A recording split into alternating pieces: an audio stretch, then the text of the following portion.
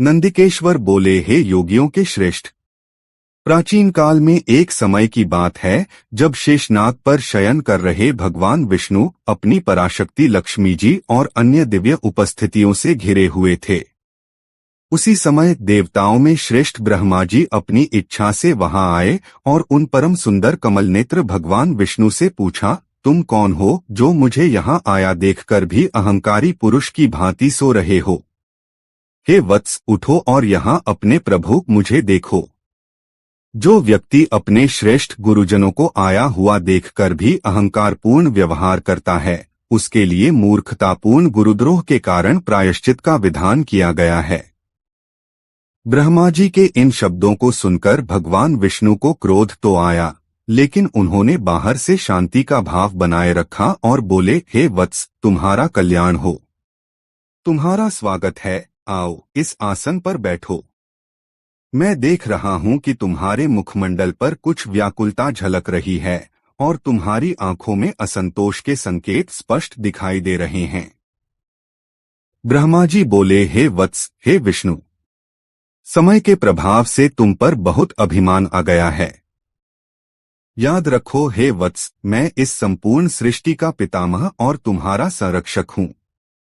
विष्णु बोले, हे वत्स, यह संपूर्ण जगत मुझ में ही स्थित है। तुम केवल एक चोर की तरह दूसरे की संपत्ति को व्यर्थ में अपनी मानते हो। तुम मेरे नाभिकमल से उत्पन्न हुए हो, इसलिए तुम मेरे पुत्र हो। तुम्हारे ये शब्द निरर्थक हैं और व्यर्थ की बातें कर रहे हो। नंदिकेश्वर बोले, हे मुनि, उस समय अजन्मा ब्रह्मा और विष्णु मोह के वशीभूत होकर आपस में यह कहने लगे, मैं ही श्रेष्ठ हूँ, मैं ही स्वामी हूँ, तुम नहीं। इस प्रकार वे एक दूसरे को नीचा दिखाने की चाह में युद्ध करने के लिए तैयार हो गए, मानो एक दूसरे का संहार करने का इरादा बना लिया हो। हंस पर आरूढ़ ब्रह्मा और गरुड़ पर सवार विष्णु दोनों वीर युद्ध में उतर गए। उनके बीच संघर्ष शुरू होते ही ब्रह्मा और विष्णु के अनुयायी गण भी आपस में युद्ध करने लगे, मानो समूचे आकाश और पृथ्वी पर रण का शोर गूंजने लगा हो। उस समय सभी देवता उस अद्भुत और महाकाव्य युद्ध को देखने की इच्छा से अपने अपने विमानों पर सवार होकर वहां पहुंच गए। आकाश में स्थित होकर वे युद्धभूमि पर पुष्पों की वर्षा करने लगे और दोनों देवताओं के संघर्ष को निहारने लगे। गरुड़ पर सवार भगवान विष्णु ने अपने क्रोध में आकर ब्रह्मा के वक्षस्थल पर अनेक प्रकार के असंख्य और कठिन बाणों तथा अस्त्रों से प्रहार किया, मानो आकाश ही युद्ध के लिए गूंज उठा हो। तब ब्रह्मा भी क्रोध से भर उठे और उन्होंने विष्णु के हृदय पर अग्नि के समान जलते हुए बाणों और अनेक प्रकार के अस्त्रों का प्रहार करना शुरू कर दिया। उस समय देवगण उस अद्वितीय युद्ध को देखकर अत्यंत व्याकुल हो उठे। वे विस्मय में डूबे हुए थे और ब्रह्मा तथा विष्णु दोनों की महिमा का गुणगान करने लगे, मानो उनकी शक्ति और सामर्थ्य को नमन कर रहे हों। उसके बाद युद्ध में पूरी तरह समर्पित महाज्ञानी विष्णु ने अत्यधिक क्रोध में भरकर थके हुए और गहरे निःश्वास लेते हुए ब्रह्मा को निशाना बनाकर भयानक माहेश्वर अस्त्र का संधान किया। उधर ब्रह्मा ने भी तीव्र क्रोध में आकर विष्णु के हृदय को लक्ष्य बनाते हुए संपूर्ण ब्रह्मांड को हिला देने वाला भयंकर पाशुपत अस्त्र छोड़ा।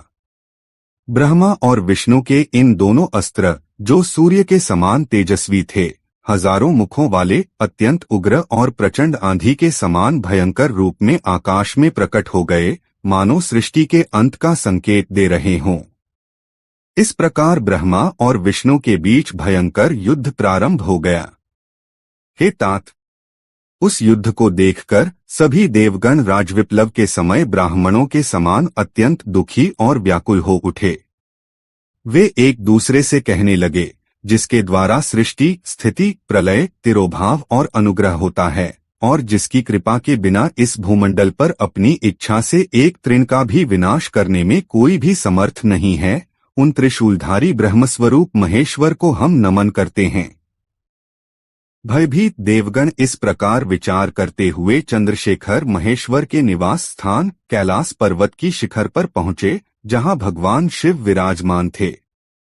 शिव के उस प्रणवाकार स्थान को देखकर देवता अत्यंत प्रसन्न हुए और उन्होंने श्रद्धा के साथ प्रणाम करते हुए भवन में प्रवेश किया।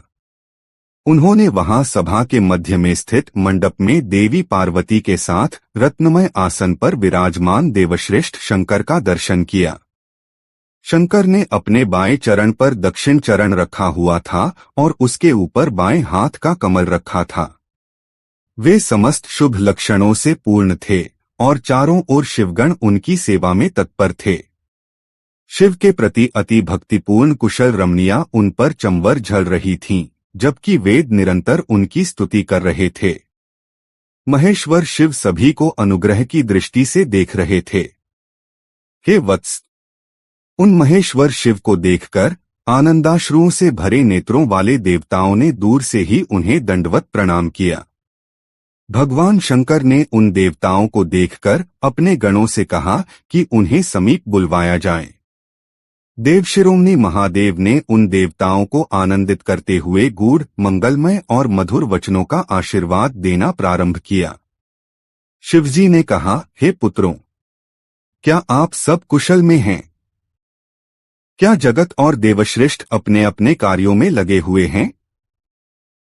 हे देवताओं, मुझे पहले से ही ब्रह्मा और विष्णु के बीच होने वाले युद्ध की जानकारी थी। आपने यहां आकर इसे दोबारा बताने का प्रयास किया है। इस प्रकार उमापति शंकर ने मुस्कुराते हुए मधुर वाणी में उन देवगणों को संतुष्ट किया। इसके पश्चात महादेव जी ने ब्रह्मा और विष्णु के युद्धस्थल पर जाने के लिए अपने सैकड़ों गणों को सभा में आदेश दिया। जैसे ही महादेव जी ने यात्रा के लिए निकलने का निर्णय लिया, चारों ओर विविध प्रकार के बाजों की धुन गूंजने लगी।